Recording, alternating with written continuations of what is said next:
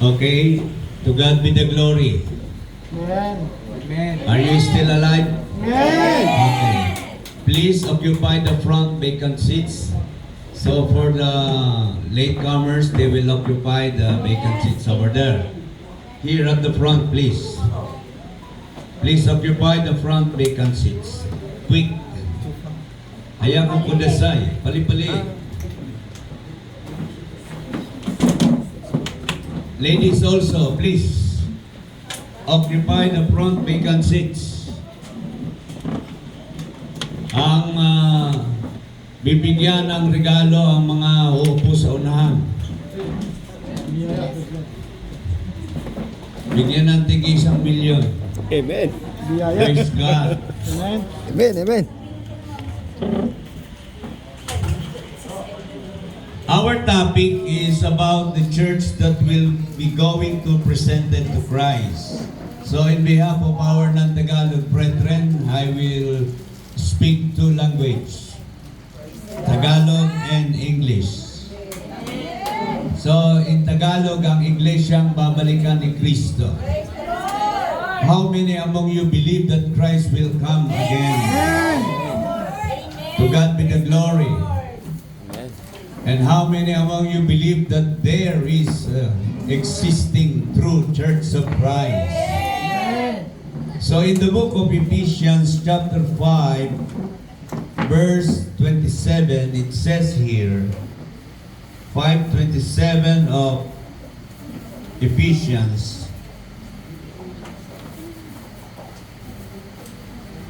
and to present her to himself as a radiant church, without stain or wrinkle, or any other blemish, but holy and blameless. In Tagalog, upang ang iglesia ay maiharap sa kanyang sarili na maluwalhati, na walang dungis, walang kulubot, o anumang gayong bagay, kundi ito'y nararapat maging banal at walang kapintasan. What do we mean by church? Ano ang ibig sabihin ng iglesia? Next slide, please. What is the meaning of the church? Next slide, please. In Tagalog, ang iglesia ay kalipunan ng mga taong tinawag at inilabas ng Diyos mula sa makasalanang sanlibutan. Those of you who are taking down notes, or if you don't have notes, you can use your phone to take a picture so you can have something you can bring to your home. Amen. Ang iglesia ay kalipunan ng mga taong tinawag at inilabas ng Diyos mula sa makasalanang sanlibutan at ngayon ay nabubuhay na may kabanalan sa turo at aral ng buhay na apostol sa patnubay ng banal na Espiritu. Try to memorize this o kung ano ang kahulugan ng iglesia. And in English version, please. Next slide, please. The church is a group of people called out by God from the world and now living in holiness through the teaching of the living apostle under the guidance of the Holy Spirit. Amen. So ang iglesia ay kalipunan ng mga taong tinawag mula sa sanlibutan at namumuhay na may kabanalan. Living in holiness. Holiness is not a sinless perfection. Holiness, we need the teachings and doctrines. So, through the apostle of Christ, they are the one who teaches us the truth. And in that way, we can live a holy life under the guidance of the Holy Spirit. So, the question is, why there is church? And who is the one who built the church? We can read in the book of Matthew chapter 16, verse 18. So I will teach you how to take down those. Just copy my question. Why is there church? Or why is there a church? And who built the church? That is the question. So you can have a good notes. Not only just writing the verse and you don't know what's the meaning of that. You should write the question and then the answer, write the verse. Amen. In the book of Matthew chapter 16, verse 18, this was the word of God says, "And I tell you that you are Peter, and on this rock I will build my church, and the gates of Hades will not overcome it." So the Lord Himself tell to Peter that He will build His church. I will build, the Lord said, I will build my church. So who is the owner of the church? Christ. Not Peter. Peter is just only a witness. And you, Peter, and on this rock, I will build my church. Not your church, but Jesus said, my church. And the reason why is there a church? Because He has something to do. He has something wanted to do to His church. And we can see how powerful this church. The gates of Hades will not overcome it. The gates of hell. Even, meaning, the church will not be invaded by the evil one. Or Satan. Because the church is so powerful. Because it was built by Christ Himself. Tunay. So how it was built, and who are the instruments of Christ to build His church? In the book of 1 Corinthians chapter 3, verses 9 to 10. 1 Corinthians chapter 3, 9 to 10. For we are God's fellow workers. You are God's field, God's building. By the grace God has given me, I laid a foundation as an expert builder. And someone else is building on it, but each one should be careful how he builds. Let us read in Tagalog, please. For the sake of our Tagalog brethren. Sapagkat tayo ay mga kamanggagawa ng Diyos. Tayo ba'y kamanggagawa ng Diyos? Sabi kayo, ang bukid ng Diyos, ang gusali ng Diyos. Ayon sa biyaya ng Diyos na ibinigay sa akin na tulad sa matalinong tagapagtayo. Wise master builder. Beloved, the apostles are the instruments of Christ to build His church. Amen. Paul called themselves as a wise master builder. Matalinong tagapagtayo. Bagamat ang Diyos nga ay nagpapanukala na itatayo niya ang kanyang iglesia, subalit may kaparaanan. There is a way how the church will be built up. And the instrument of Christ to build His church is no other than the apostles. Amen. So the question is, why apostles? Why apostle and not the other people? The answer is in the book of 2 Corinthians chapter 10 verse 18. Bakit apostol ang tagapagtayo ni Kristo? Why apostles are the builders of the church? According to 2 Corinthians 10:18, for it is not the one who commends himself who is approved, but the one whom the Lord commends. Amen. Hindi subok ang nagtatagubilin sa kanyang sarili, kundi yung ipinagtatagubilin ng Panginoon. Kaya yung pagtatayo ng building, iba yung may alam sa wala. You remember the building that was collapsed in Pampanga? Amen. What's the reason why it was collapsed? 9th floor. Everything is already finished. But suddenly, it collapsed. And they discovered Foundation. all the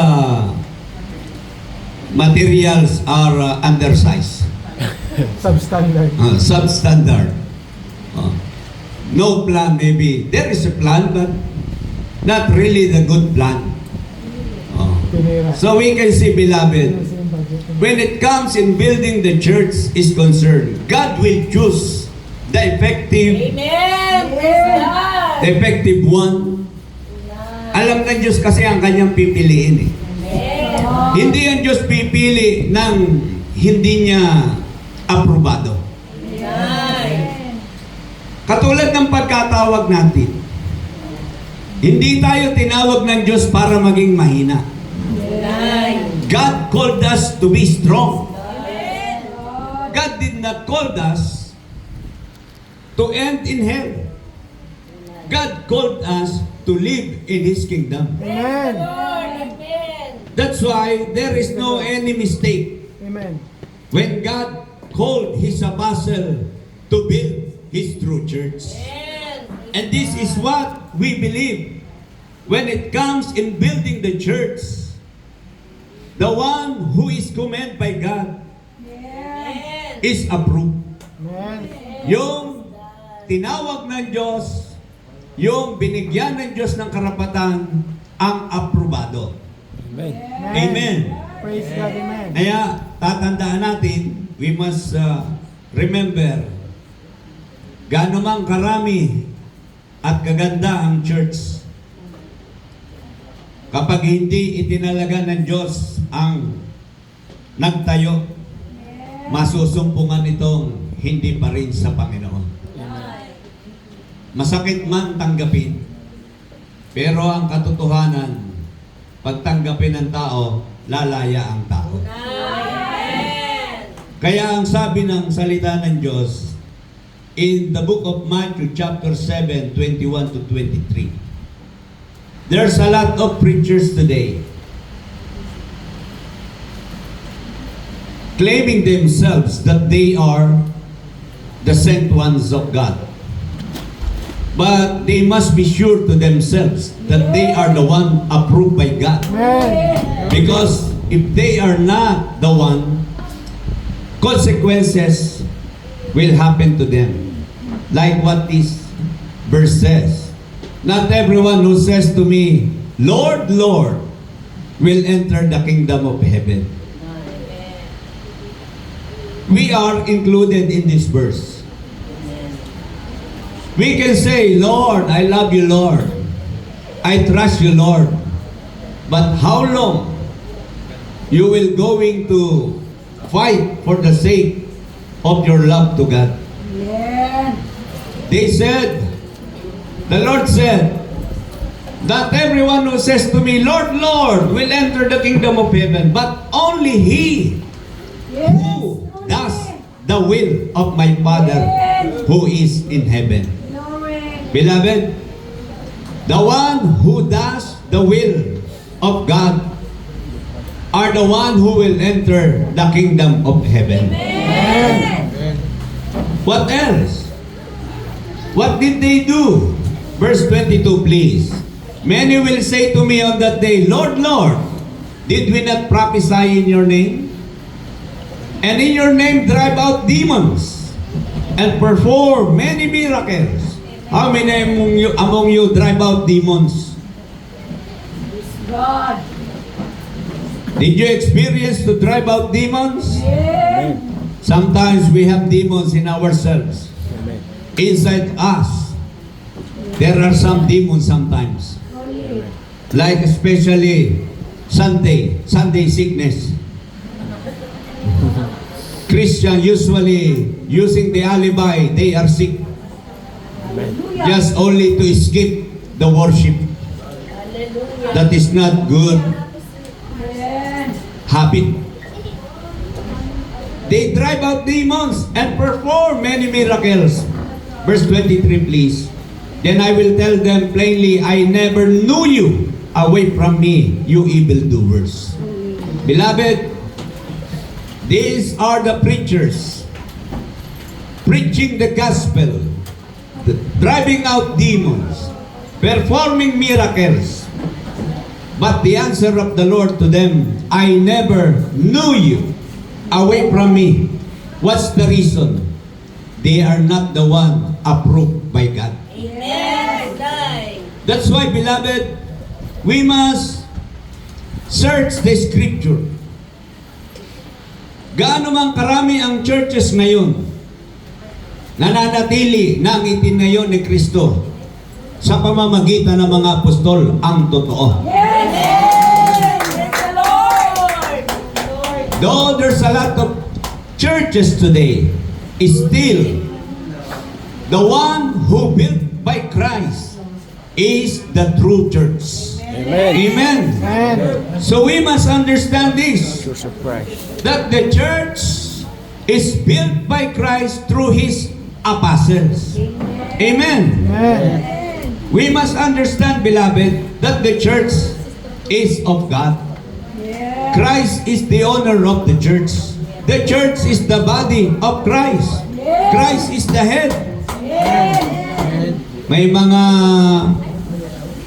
mga kwento diyan na ang tao pag ayaw sa isang church, lilipat sa isang church.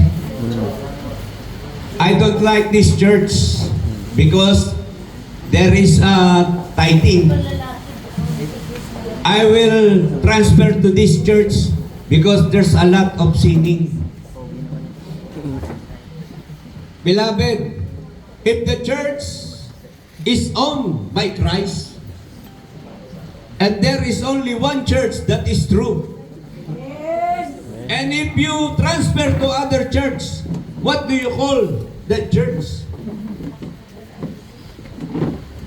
Is Christ divided? Sarap ka, sarap ka. Lahat ba ng church totoo? Minsan, ang tao, ang gusto niya, Diyos ang susunod sa kanya. Oh. Kasi nga ang tao, may kanya-kanyang hilig. Gusto ng tao, siya ang masusunod. Pagdating sa paglilingkod, dapat ang masusunod ang Diyos. Because if you believe God, you need to follow the order of God. Amen. True. Because if you disobey the words of God and His commandments, you will become boss. Magiging palalo ka. At gusto ng ang tao na hindi sumusunod sa kalooban ng Diyos, kinakalaban ang Diyos. Kaya ang church, mahal ni Kristo. Kaya tayo na mga kabahagi sa church, mahal tayo ni Kristo. At kung mahal tayo ni Kristo, mahalin din natin ang mahal ni Kristo. To God be the glory. No, hindi tayo nang aaway. We are in our Sunday school. We are digging the truth. Because the truth will set you free. To God be the glory. Amen. How many among you believe that Christ will come again? Did we ask to ourselves, muling babalik si Kristo, sino ang kanyang babalikan? Naitanong na ba natin sa ating sarili? If Christ will come again, to whom He will come again? So beloved, let us open in the book of John, chapter 14, verse 3. Nawala na yung ating slow. Follow me? Yan. Because lumalim tayo eh. Lumalim na yung ating pag-uusap. Hindi pa nila nakikita yung ibig sabihin ng church. Balik tayo ito sa ek. Yan. Church. Yan. Next, yeah. Church in Greek is called ecclesia. Meron tayong short quiz after dito. Church is called ecclesia. Those who are called out. Ek means out of. Kaleo, to call. Oh, or called out. Oh, next please. Ek, out of. Sa Tagalog ang ek, inilabas. Oh, kaya para madali inilabas, isipin mo na lang nasa toilet ka. Nag-ek ka. O yan. Inilabas. And kaleo, tinawag. From kale. Yeah. Diba? The church here is ecclesia, not a building, but the people whom God has called to Himself. So the church is the people called out by God from the world to be His own possession. 1 Peter 2:9. What else? Next slide, please. Why there is church and who built it? We take up already. Next slide, please. How it was built? Built by His apostles. Next slide, please.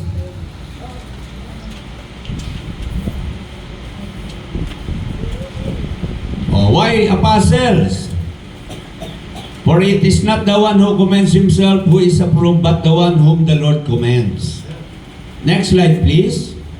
Yan. If Christ will come back again, to whom He will come back? Oh, there is a promise.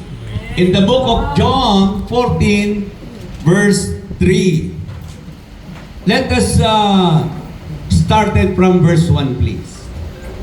John chapter 14, verse 1. Do not let your hearts be troubled. Trust in God, trust also in me. In my Father's house are many rooms. You know, in other version, it is called many mansions. In King James Version, it was called many mansions. And if I go and prepare a place for you, I will come again and receive you unto myself, that where I am, there ye may be also. Let us bring back in NIV. So, sino ang kausap ng Panginoon? To whom Jesus talked? Jesus speak to His disciples. It means that the Lord will come to His people. Not to all people, but to His people. Let's go back to our slide. Yeah. Next slide, please. Yeah. Jesus gave His promise to His disciples. It means the Lord will come back for His people. Amen. Are we the people of God? Do we believe that Christ will come to us? Mahina. Amen. Walang believe. Amen. Praise the Lord. Mukhang mahina ang inyong paniwala sa salita ni Kristo. Do you believe that Christ will come back for you? Oh, some of you are not convinced. The one who raised their hand are really complete belief. But those who are not something, sa lousy praising, oh beloved, Christ gave His promise to His disciples. That's why He told them, do not be troubled. You know, living in earth or on earth has a lot of troubles. You need to survive yourself. You need to push yourself to keep yourself alive and well. But how long you will going to fight to live here on earth? While there is a promise of our Lord Jesus Christ that He will come again and I will take you to be with me. Amen. That is His promise to His people. So what they called to the disciple? Next slide, please. What was the Bible called today? Disciples. In the book of Acts, chapter 11, verse 26. Can you please read me the verse? Those, any volunteer, please help me to read this verse. And when he found him, he brought him to Antioch. So far, a whole year, Barnabas and Saul met with the church and taught great numbers of people. The disciples were called Christians, first at Antioch. To God be the glory. Lord. What was the Bible called to the disciple? The disciple were called Christians in Antioch. Kaya, nakikilala ng mga tao, parang ito'y palayaw eh. Pag ikaw ay Ilocano, o taga Ilocos, ang tawag ay Ilocano. Pag ikaw ay alagad ni Kalanchaw, may tawag. Pag ikaw ay tagasunod ni Brother Jude, may tawag sa kanila, Junians. Pag ikaw ay tagasunod ni Nora, sabi, Noranians. Pag tagasunod ni Vilma, di ba? Mayroong tawag. So the disciples were called Christians.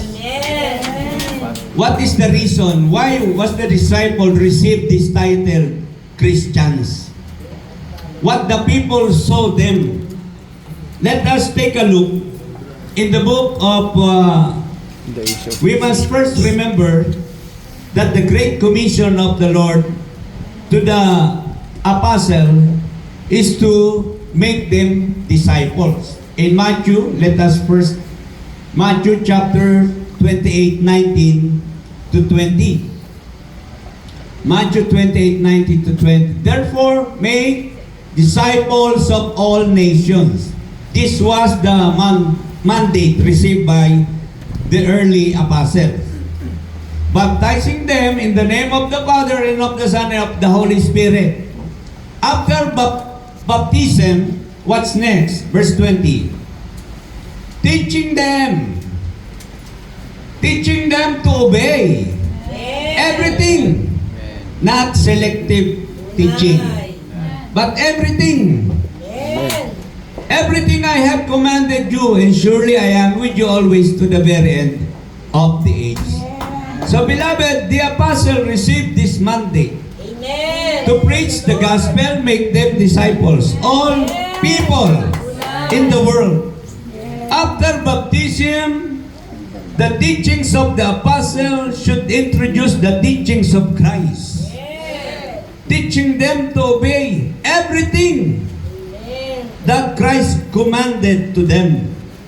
The question is, beloved, are you the disciple of Christ?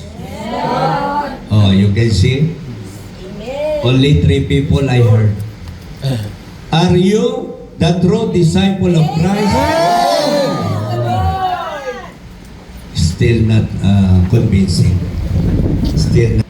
That's why, beloved, this is what we must exercise to ourselves. If you really believe to yourself, you will not deny to yourself that you really believe you to yourself. That's why some people displaying their face in Facebook, no filter. Because they believe their true beauty. If you do not believe to yourself, you will use Filter. filter. Because you are hiding something. Amen? How many among you using filter? Mostly. You use filter, why? To cheat yourselves or to cheat others?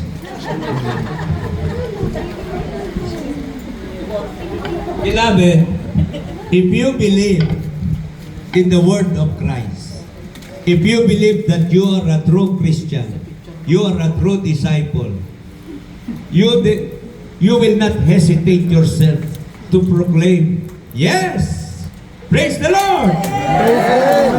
Do not hesitate to speak the truth, to proclaim the truth, because we are already set free by Christ. We are not bounded by sins. We are already the children of God. Amen. Kaya, if you are the true Christian or true disciple of Christ, nagagawa mo bang itinuturo ni Kristo sa pamamagitan ng mga apostol? Did you obey and do the teachings comes from apostle? How many among you give their tithes? Not many. Only few. Still, you are under the hesitation. You are still under hesitation. Because the Word of God says, teaching them to obey everything I have commanded you. Beloved, if you did not obey the teachings, maybe you will see to yourself, you are not really a true Christian. So we must receive the truth. So beloved, why the Christians or why the disciple called Christians? What the people saw them? In the book of Acts chapter 4, verse 13. Are you still there? Amen. God be the glory. Praise the Lord. Acts chapter 4, verse 13, please. Pasensya na kayo, mainit ang aircon. Kasi mainit sa Pilipinas.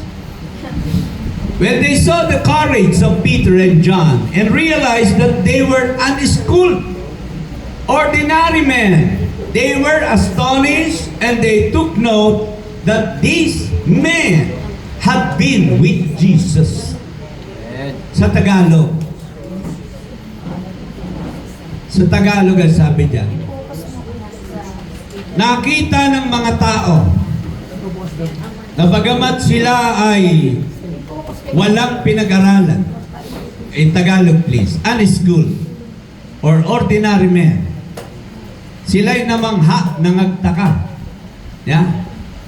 Pagkatalastas na sila'y mga taong walang pinag-aralan at mga mangmang. Ang sakit tanggapin ito.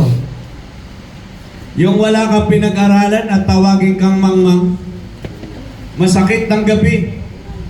Kaya nung sabi ni Marcoleta, it's very hard if you are not,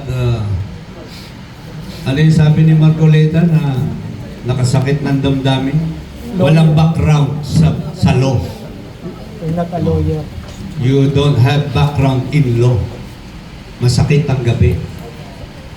Pero sabi, nagtaka sila napagkilala na sila'y nakasama ni Jesus. And this was the reason why the people called the disciple Christians, because they were with Christ. They can see the life of Christ in their lives. Kaya tayo, ang tawag sa atin, mga Kristiyano. Bakit? Dapat nakikita si Kristo. Christ should be revealed in our life. Because if you are Christian, true Christians, you proclaim the life of Christ. Kaya sabi, teaching them to obey everything I have commanded you. And if you are just only a Christian without obedience, you are cheating yourselves. That's why we should to prove to the world that we are the true Christians. Amen. So what are the true Christians? Deed or doing. In the book of 1 Timothy, first, doon na tayo sa ating slide.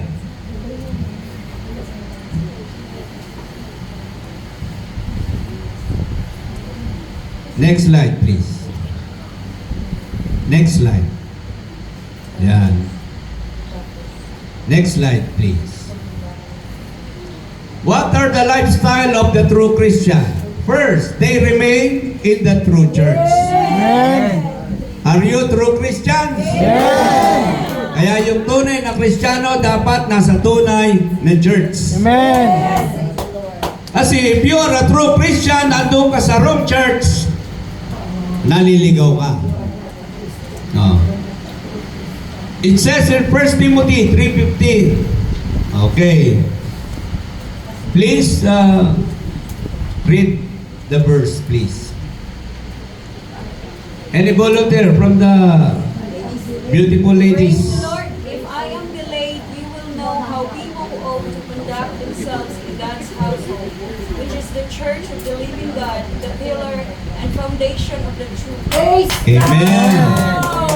You must conduct yourselves in the household of God. Amen. That's why, beloved, in the true church of Christ, we must conduct ourselves as the true people of God. Amen.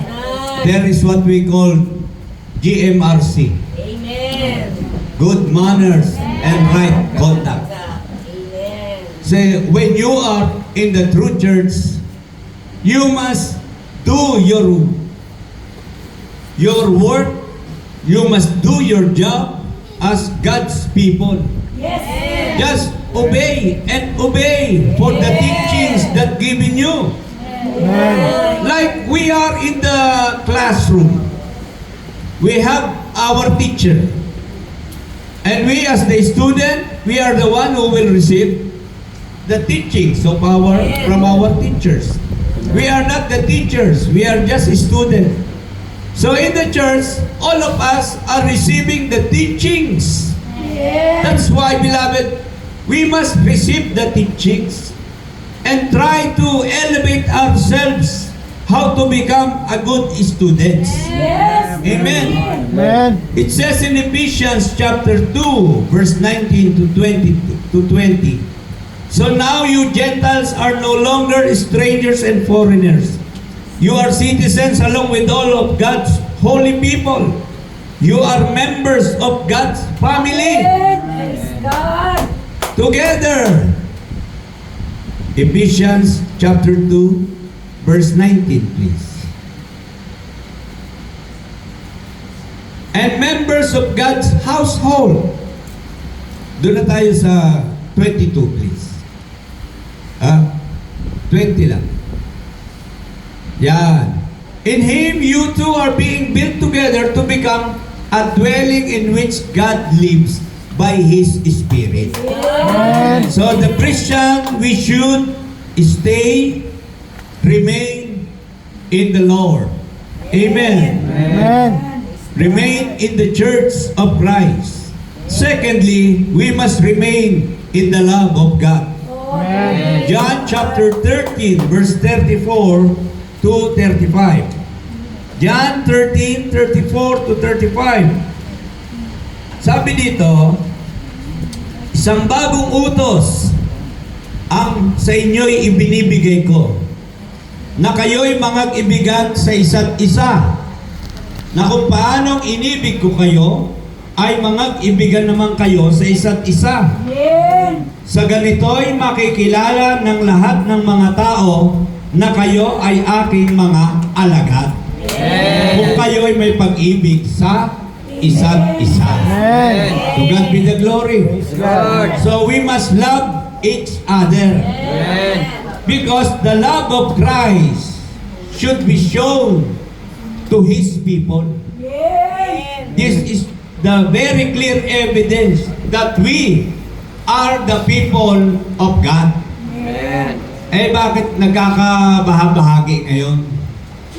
Why there's a lot of people who are serving the Lord, claiming that they are in the church. But at the end of the day, they are dividing themselves and building another church, dividing the members. And they call themselves, we are for Christ, we are for God. But they dividing themselves. Oh, hindi ganon. Ang totoong pag-ibig sa Diyos, kahit mahirap, nagkakaisang gawin ang kalooban ng Panginoon. Amen? They remain in the love of God. This should be our lifestyle. Remain in the love of God. What else? They remain in the apostles' teachings and doctrines. Acts chapter 2 verse 42. Acts 2:42. You can use the English version, brother, and I will read in Tagalog for the sake of others. At sila'y nagsipanatiling matibay sa turo ng mga apostol at sa pagsasama-sama, sa pagpuputol-putol ng tinapay at sa mga pananalangin. They devoted themselves to the apostles' teaching. That's why we should be apostolic. Amen. Amen. We should not separate ourselves in the apostolic spirit. Sapagkat ang mga apostol may espiritu ni Kristo. At yung espiritong nasa mga apostol dumadaloy sa mga mananampalataya. Hindi sila hiwa-hiwalay. 1 Corinthians, sabi ni Pastor, 1 Corinthians, bigyan ng talata. 1 Corinthians chapter 2, verse 10. These are the things God has revealed to us by His Spirit. The Spirit searches all things, even the deep things of God. So, beloved, the apostles are with Christ. Christ is with God. So we who are called by God through the preaching of His apostle should also receive the Spirit that flows from His sent ones. That iisang Espiritu lang ang dumadaloy. There is only one Spirit.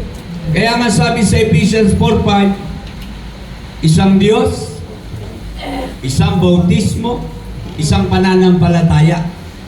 Hindi iba-ibang pananampalataya. Kasi pag iba-ibang pananampalataya, iba-iba rin paniwala. At habang iba-ibang paniwala, iba-iba rin ang paglilingkod. Kaya nga ang Diyos naglagay ng tamang tagapagturo para ang paglilingkod maayos. Amen. Praise God. Ngayon, kung nasa maayos ka na at hindi ka pa maayos, wala ka sa ayos. Kaya dapat ayusin. To God be the glory. Ngayon, mga kapatid, why Christ built His church? This is the question. Let's go to our slide. Malapit na ako matapos. Amen. Yan. Why Christ built His true church? Bakit itinayo ni Kristo ang kanyang tunay na iglesia? Ang una, to put the right leader and teacher about the path of Christ.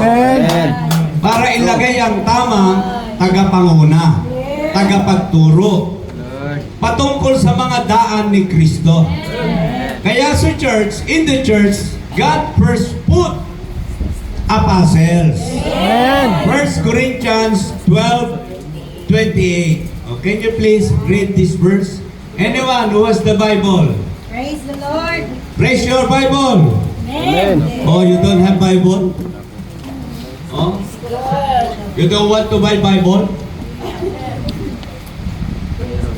Dapat tayo, mga kapatid, lahat tayo may Bible na sarili. Oh. Bible na kung saan nakasulat ang salita ng Diyos. Okay. Sabay-sabay. And in the church, God has appointed first of all apostles. To God be the glory. Praise the Lord. It is not the man who put first in the church. It is God who put in the church first apostle.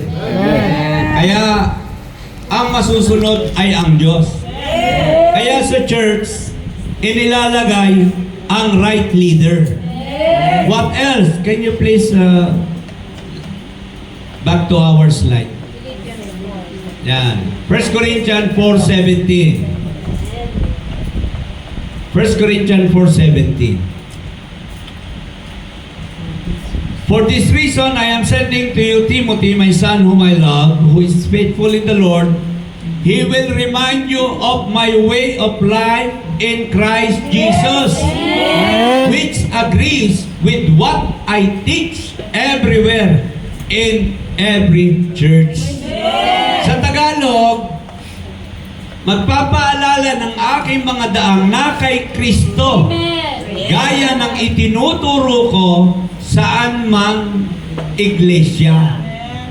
Kaya ang mga sugo ng Diyos are the one who teachings the path of Christ. Ano ba ang path? Nilalakaran. It is a way of life. Uri ng pamumuhay. Hindi ka maglilingkod yun sa paraang gusto mo. Ang tao kasi may kanya-kanyang paraan. Dito ako, mahirap dyan.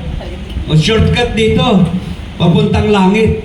There is no shortcut in heaven. Because the Lord says in John 14:6, Jesus said, I am the way, the truth, and the life. Amen. No one comes to the Father except by me. Amen. Not by other people. Amen. Hindi sa ibang tao ka dadaan para makapunta ng langit. Kay Kristo lang lahat. Amen.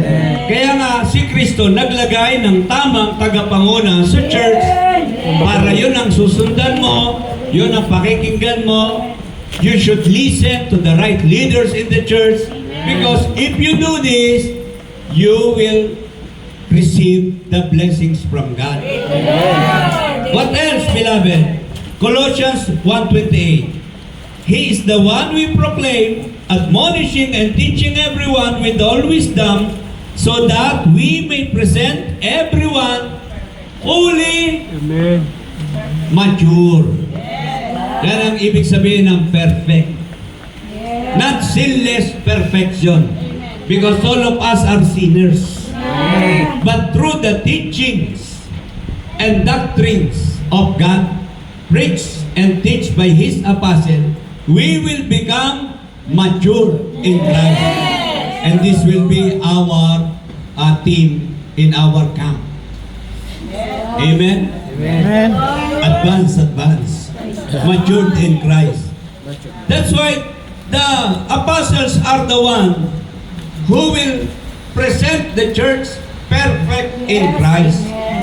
Kaya yung teachings inside the church, we must learn. Learn the teachings and doctrines in the church so that you may become fully mature. That's why some of us are not interested.